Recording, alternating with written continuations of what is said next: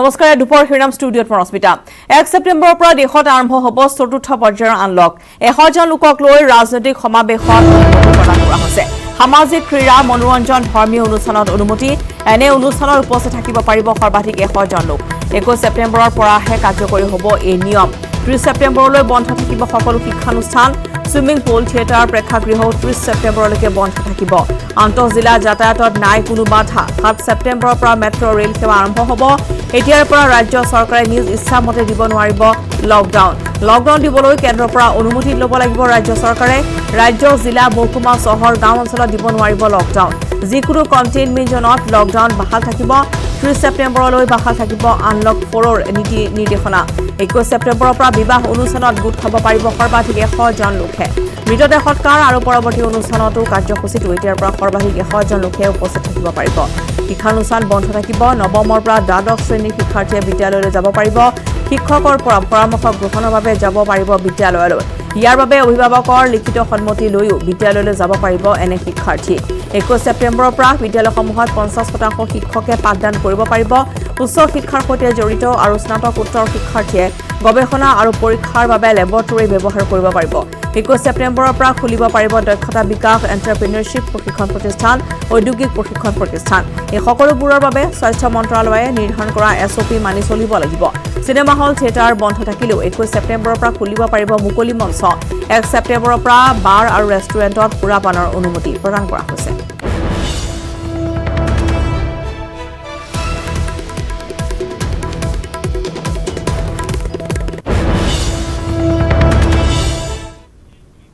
ৰাজ্যত ধাৰাবাহিকভাৱে বৃদ্ধি কৰোনা আক্ৰান্তৰ সংখ্যা 1,03,794 জনলৈ বৃদ্ধি কৰোনা আক্ৰান্তৰ সংখ্যা বিগত 24 ঘণ্টা 2,427 জন আক্ৰান্ত চিনাক্ত ইয়াৰে ভিতৰত গুৱাহাটীত 459 জন ডিব্ৰুগড়ত 177 জন কাছাৰত 158 জন যোৰহাটত 136 জন চিনাক্ত কৰা হৈছে বৰ্তমানলৈ কৰোনাই প্ৰাণ ল'লে 289 জনৰ কৰোনাত আক্ৰান্তৰ শতকৰা হাৰ 6.58% বৰ্তমানলৈ কৰোনাত আৰোগ্য লাভ কৰিছে 82,510 জনে চিকিৎসাধীন হৈ আছে 20,992 জন ৰোগী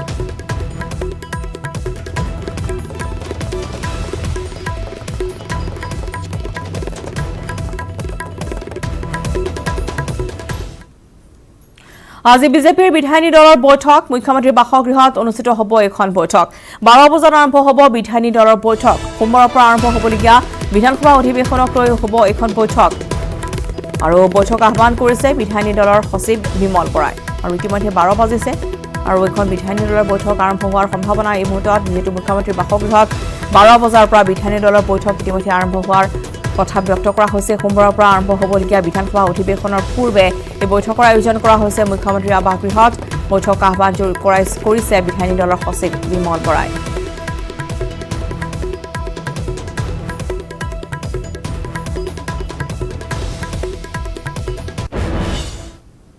কোভিড ৰোগীৰ মৃতদেহ সৎকাৰ কৰাক লৈ নিশা নগাঁৱৰ মধুপুৰ শ্মশানত সৃষ্টি হ'ল এক উত্তপ্ত পৰিস্থিতিৰ নগাঁৱৰ ভোগেশ্বৰী ফুকননী অসামৰিক চিকিৎসালয়ৰ কোভিড হস্পিটেলত মৃত্যু সাৱটি লোৱা হুজাই যোগীজানৰ সুবল বিশ্বাসৰ মৃতদেহ সৎকাৰৰ বাবে লৈ যোৱা হৈছিল নগাঁও চহৰৰ মধুপুৰ শ্মশানলৈ অতিৰিক্ত উপায়ুক্ত জয়ন্ত কুমাৰ বৰাৰ উপস্থিতিত প্ৰশাসনে মৃত কৰোনা ৰোগীগৰাকীৰ অন্ত্যেষ্টিক্ৰিয়া কৰিবলৈ যোজা চলাইছিল কিন্তু সেই সময়তে স্থানীয় ৰাইজ ওলাই আহি কৰোনা ৰোগীৰ মৃতদেহ সৎকাৰত বাধা প্ৰদান কৰে কৰোনা ৰোগীৰ মৃতদেহ দাহ কৰিলে অঞ্চলটোত কৰোনা বিয়পাৰ ভ্ৰান্ত ধাৰণা লৈ একাংশ লোকে প্ৰশাসনৰ কাৰ্যত বাধা প্ৰদান কৰে উপস্থিত জিলা প্ৰশাসনৰ বিষয়া তথা স্বাস্থ্য বিভাগৰ কৰ্মচাৰীয়ে ৰাইজক বুজনি দিয়াৰ চেষ্টা কৰে যদিও বিফল হয় আনকি একাংশ লোকে সেই স্থানত থকা প্ৰশাসনৰ লোকৰ সৈতে তৰ্কাতৰ্কিতো লিপ্ত হয় পৰিস্থিতি অশান্ত হোৱাৰ আশংকাত জিলা প্ৰশাসনে মধুপুৰত আৰক্ষী আৰু অৰ্ধসামৰিক বাহিনী নিয়োগ কৰে কিন্তু অৱশেষত উপায়ন্ত হৈ জিলা প্ৰশাসনে মধুপুৰৰ সলনি আন ঠাইত সুবল বিশ্বাসৰ মৃতদেহ সৎকাৰৰ সিদ্ধান্ত গ্ৰহণ কৰে উল্লেখযোগ্য যে সুবল বিশ্বাসৰ মৃত্যু কেন্দ্ৰ কৰি নগাঁৱত দিনৰ ভাগত তীব্ৰ প্ৰতিক্ৰিয়াৰ সৃষ্টি হৈছে পৰিয়ালৰ লোকে চিকিৎসকৰ গাফিলতিৰ বাবে বিশ্বাসে মৃত্যু সাৱটি লোৱাৰ অভিযোগ উত্থাপন কৰিছে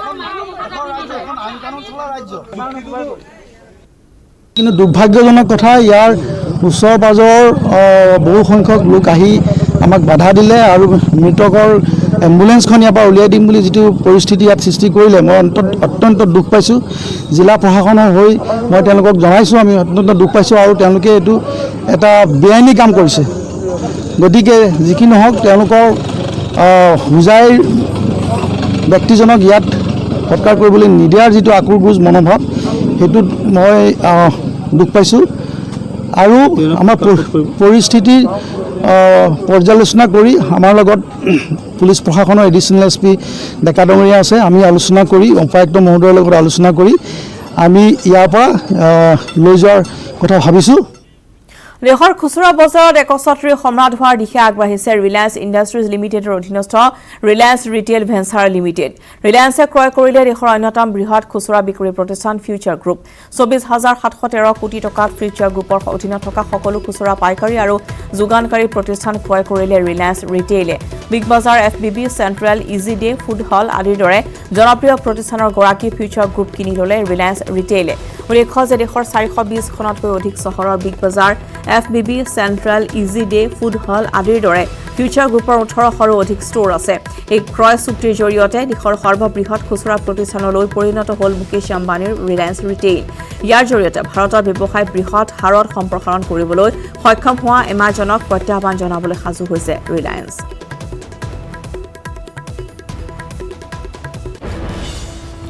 প্ৰাৰ্থিত প্ৰত্যাশীক সাৱধান বাণী শুনাই বিজেপিৰ ৰাজ্যিক সভাপতি ৰঞ্জিত কুমাৰ দাসৰ দাবী ২০২১ত অসমত পুনৰ চৰকাৰ গঠন কৰিব বিজেপিয়ে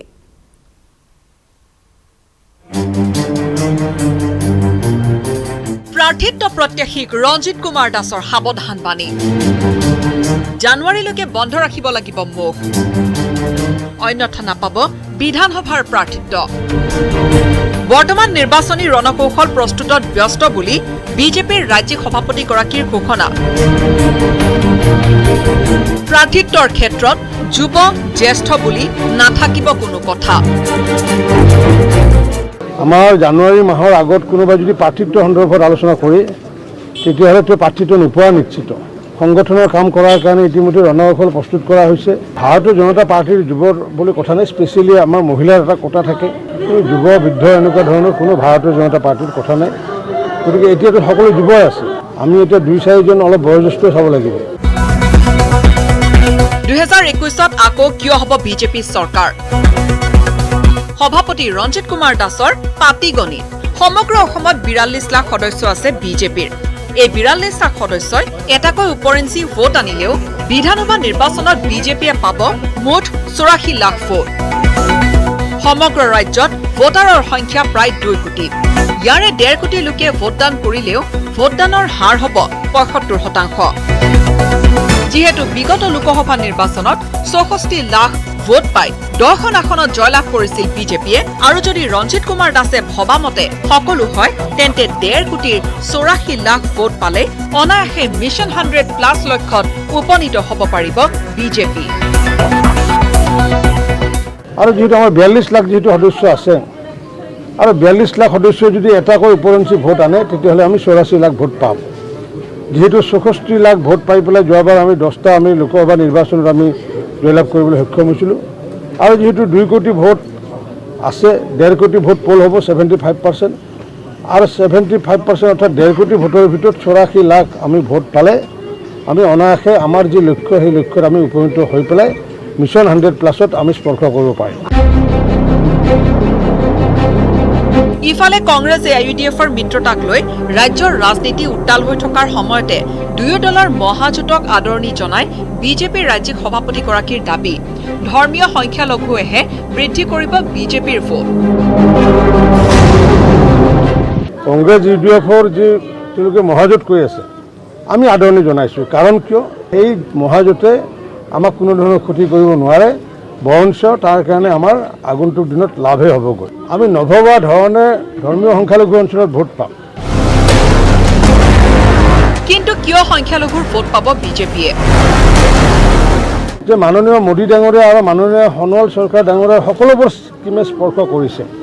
তো দিব্যাংগই হওক বিধৱাই হওক বৃদ্ধই হওক মহিলাই হওক বিদ্যুৎ কানেকশ্যনে হওক গেছ কানেকশ্যনে হওক PMA ঘৰে হওক প্ৰধানমন্ত্ৰী সড়ক যোজনা হওক অসমৰ ধৰ্মীয় সংখ্যালঘু মানুহ অকল বিবেকবান মানুহ তেওঁলোকে কংগ্ৰেছ আৰু UDFৰ বেচা যোৱা ভোটাৰ নহয় গতিকে আগন্তুক দিনত বিবেক ভোটেৰে বহু সংখ্যক ভাৰতীয় জনতা পাৰ্টিত ভোট বৃদ্ধি কৰিব ধৰ্মীয় সংখ্যালঘুসকলে অৱশ্যে ৰঞ্জিত কুমাৰ দাসে চৰকাৰ গঠনৰ অংক ঠিকেই কৰিছে কিন্তু 2021ত দিছপুৰৰ ৰাজপাটত কোন দলক জনতা জনাৰ্দনে অধিষ্ঠিত কৰে সেয়া স্পষ্ট হ'ব নিৰ্বাচনী ফলাফলত। আজাৰাৰ পৰা ধ্ৰুৱজ্যোতি কলিতাৰ report, news 18 Assam north east. কিন্তু দলংখন পাৰ হ'বলৈ হ'লে আপুনি ভৰিব লাগে টকা। এই দলংখন কামৰূপ, নলবাৰী, বাক্সা জিলাৰ সীমান্তৰ খোপনি কুচিৰ নুনা নৈত কেইবাখনো গাঁৱৰ গঞা ৰাইজে যাতায়াত কৰে এই বাঁহৰ দলংখনেৰে। দলংখন পকীকৰণ কৰি দিবলৈ বিভাগীয় কৰ্তৃপক্ষ তথা চৰকাৰক বাৰম্বাৰ দাবী জনাই আহিছে যদিও কোনো ধৰণৰ ব্যৱস্থা গ্ৰহণ কৰা হোৱা নাই। উপায়বিহীন গঞা ৰাইজৰ সহযোগত কেইজনমান লোকে এই বাঁহৰ দলংখন নিৰ্মাণ কৰি উলিয়াইছে। সেয়েহে এতিয়া দলং পাৰ হ'বলৈ হ'লে 5 টকাৰ পৰা 20 টকা পৰ্যন্ত ভৰিব লাগিব আপুনি। টকা দি দলং পাৰ হোৱাৰ পিছতো কিন্তু আপোনাৰ জীৱনৰ কোনো নিৰাপত্তা নাই। বিপদজনকভাৱে পাৰ হ'ব লাগে দলংখন। নিৰ্বাচনৰ সময়ত দলং নিৰ্মাণ কৰাৰ প্ৰতিশ্ৰুতি দিয়া জনপ্ৰতিনিধিসকলে নিৰ্বাচনী বৈতৰণি পাৰ হোৱাৰ পিছতেই সকলো ফুটুকাৰ ফেনত পৰিণত হয়। শীঘ্ৰে ইয়াত এখন পকী দলং নিৰ্মাণ কৰিবলৈ ৰাইজে দাবী জনাইছে।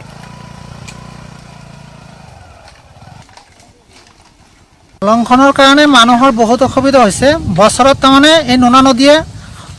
নদীৰ সোঁতে তাৰমানে 3বাৰ 4বাৰকৈ দলংখন ভাঙি লৈ যায়। আমি ৰাইজে এই দলংখন মেৰামতি কৰিব লগা হয়। ঘৰে ঘৰে যায় বাঁহ তুলি গাছ আনি এই খুঁটি আৰু বাঁহবিলাক দিব লগা হয়। গতিকে ইয়াতে বহুত ল'ৰা ছোৱালী তাৰমানে আপ ডাউন হয়, স্কুলৰ ল'ৰা ছোৱালীবিলাক। এই ল'ৰা ছোৱালী দেশত দৈনিক ভয়ংকৰ ওপৰত বৃদ্ধি পাইছে কৰনা আক্ৰান্তৰ সংখ্যা। 35,43,733 জনলৈ বৃদ্ধি পাইছে আক্ৰান্তৰ সংখ্যা। এদিনতে সৰ্বাধিক 78,761 জন আক্ৰান্ত চিনাক্ত। বৰ্তমানলৈ কৰনাই প্ৰাণ লৈছে 63,498 জনৰ। বিগত 24 ঘণ্টাত 948 জন কৰনাত মৃত্যু হৈছে। 7,65,302 জন চিকিৎসাধীন হৈ আছে কৰনাত আক্ৰান্ত হৈ।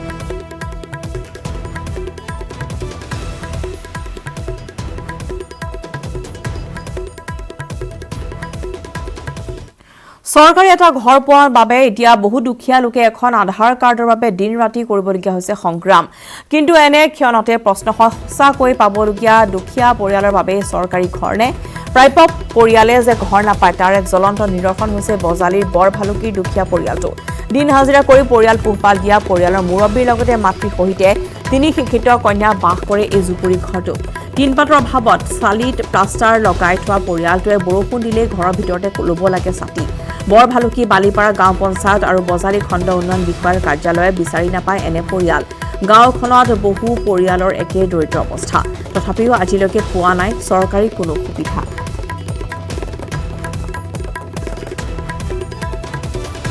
ধ্ৰুৱজ্যোতি তালুকদাৰৰ এক প্ৰতিবেদন। গৃহহীন দুখীয়া পৰিয়ালক গৃহ দিয়াৰ উদ্দেশ্যেৰে ৰাজপাট দখল কৰা বিজেপি চৰকাৰৰ দিনত এক নমুনা আমি দেখুৱাবলৈ লৈছোঁ, যাৰ গৃহ ইতিমধ্যে নাই। মাত্ৰ পলিথিনৰ এনেদৰে যি পলিথিন দি পেলাই এনেদৰে গোহালি সদৃশ পৰিৱেশত পৰিয়ালসমূহ বাস কৰি আছে। এই দৃশ্য বজালীৰ বৰভালুকি বালিপাৰা গাঁও পঞ্চায়তৰ। বৰভালুকি বালিপাৰা গাঁও পঞ্চায়তৰ এটা পৰিয়াল, যি পৰিয়ালত আমি আহি উপস্থিত হৈছোঁ। এই পৰিয়ালটো দৰাচলতে দিন হাজিৰা কৰি পৰিয়াল পোহপাল দিয়া এটা পৰিয়াল, আৰু এই পৰিয়ালৰ এনেকুৱা এক অৱস্থা যি জৰাজীৰ্ণ অৱস্থা। বৰষুণ আহিলে পানী পৰে, থাকিবলৈ ঠাইটো এটুকুৰা ভাল ঠাই নাই, কিয়নো আজিলৈ চৰকাৰী আঁচনি যি গৃহ, এই গৃহ পাবলৈ এই পৰিয়ালটো সক্ষম হোৱা নাই। এই সময়ত এই পৰিয়ালটোৰ মুৰব্বী যি আমাৰ লগত উপস্থিত আছে, তেওঁৰ পৰা জানিব বিচাৰিম, আপোনালোকে ঘৰ আবেদন কৰিছিলে নেকি? আবেদন কৰিছিলোঁ। কেইবাৰ আবেদন কৰিছিলে? 3বাৰ, মানে পঞ্চায়তত একবাৰ কুশল দেখা, তাৰপিছত আপোনাৰ এই কি অনিমা দিন পঞ্চায়ত পৰে আপোনালোকৰ? বালিপাৰা গাঁও পঞ্চায়ত। 3টা কাৰ্যকালত আবেদন কৰি আজিলৈ আপুনি ঘৰ নাপালে? আজিলৈকে পোৱা নাই। কেনেকুৱা সমস্যা হয় আপোনালোকৰ? সমস্যাটো বহুতেই, মানে বৰষুণ নামিলে আমি ছাতা ঢাকি এনেকৈ ছোৱালীবিলাকক ৰাখিছোঁ, বা প্লাষ্টিক কিনি হ'লেও আমি কিবা কৰি ৰাখিছোঁ ছোৱালীবিলাকক। আপোনাৰ সন্তান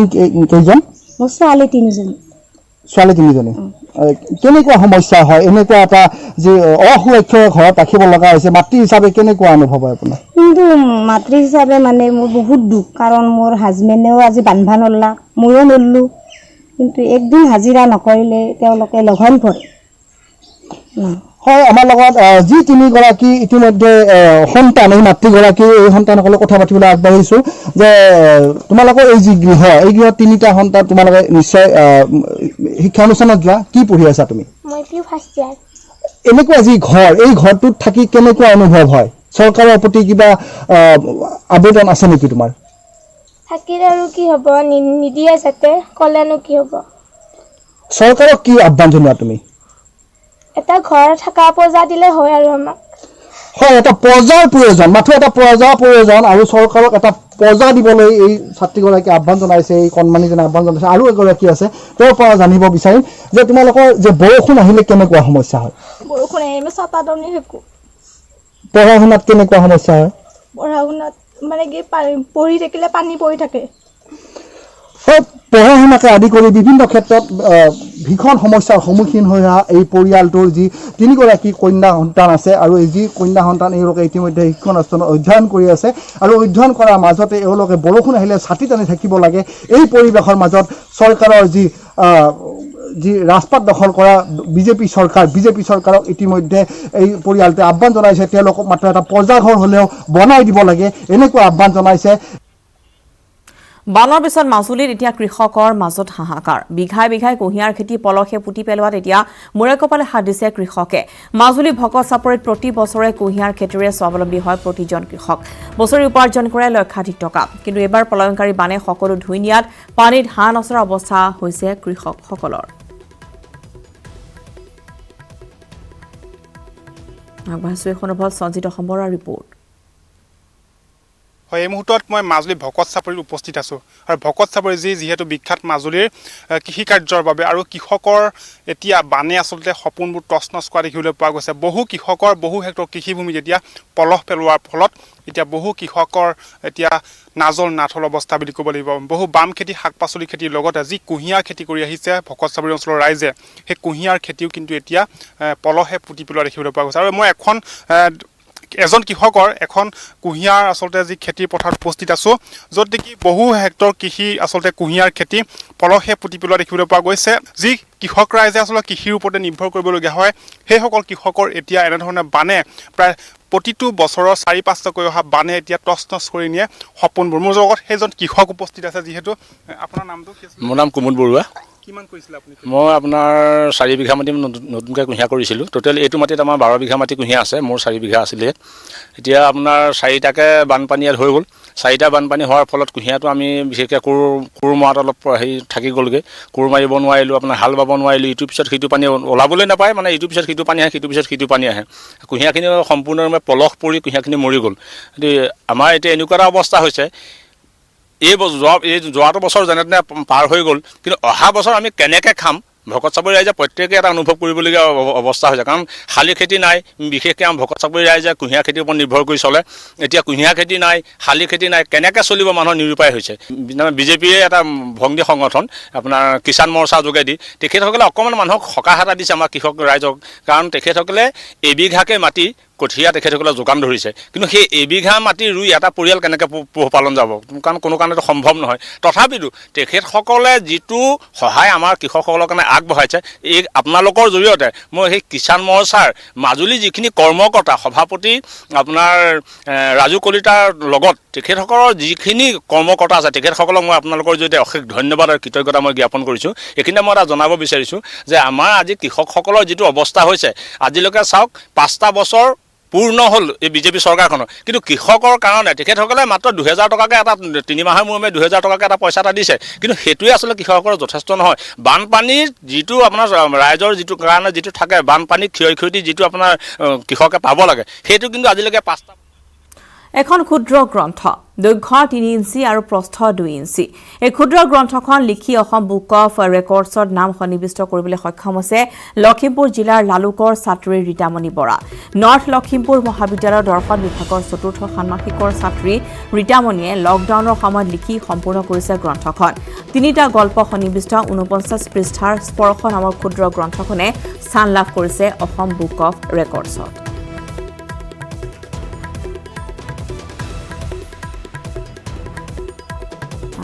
গ্ৰন্থখনৰ সন্দৰ্ভত সঞ্জীৱ লাহনৰ ৰিপৰ্ট লখিমপুৰৰ এগৰাকী ছাত্ৰীয়ে লকডাউনৰ সময়ছোৱাত ঘৰতে নিজৰ আবদ্ধ ৰাখি এই ক্ষুদ্ৰ কিতাপখন লিখি উলিয়াইছে প্ৰকাশ পাবলৈ এতিয়াও কেইটামান দিন লাগিব এতিয়ালৈকে আনুষ্ঠানিক প্ৰকাশ হোৱা নাই স্পৰ্শ কিতাপখনৰ নাম আৰু তাৰ লেখিকা হ'ল ৰীতামণি বৰা এগৰাকী ছাত্ৰী দৰ্শন বিভাগৰ 4ৰ্থ ষান্মাসিকৰ ছাত্ৰী ৰীতামণি বৰা। মোৰ লগত ৰীতামণি বৰা উপস্থিত আছে, কথা পতাৰ যত্ন কৰিম আৰু আমাৰ দৰ্শকসকলক জনোৱাৰ যত্ন কৰিম যে লকডাউনৰ মাজত বিভিন্নজনে বিভিন্ন কাম কৰিলে। কিছুমানে ছবি আঁকি অসম বুক অৱ ৰেকৰ্ডত নিজৰ নাম সন্নিৱিষ্ট কৰিবলৈ সক্ষম হ'ল, কিছুমানে প্ৰশংসাপত্ৰ বুটলি। কিন্তু ৰীতামণি বৰাই, মোৰ লগত উপস্থিত থকা ৰীতামণি বৰাই এখন ক্ষুদ্ৰ কিতাপ লিখি অসম বুক অৱ ৰেকৰ্ডছত নিজৰ নাম সন্নিৱিষ্ট কৰিবলৈ সক্ষম হ'ল। অভিনন্দন জনাইছোঁ। প্ৰথমে স্পৰ্শ নহয় জানো, তোমাৰ স্পৰ্শতে স্পৰ্শ নহয় জানো? স্পৰ্শ হৃদয়ৰ হওক, য'ত এজন মানুহে আন এজনক সহায় কৰক, সেই ভাবিয়ে এই কিতাপখনৰ নামটো স্পৰ্শ ৰখা হ'ল।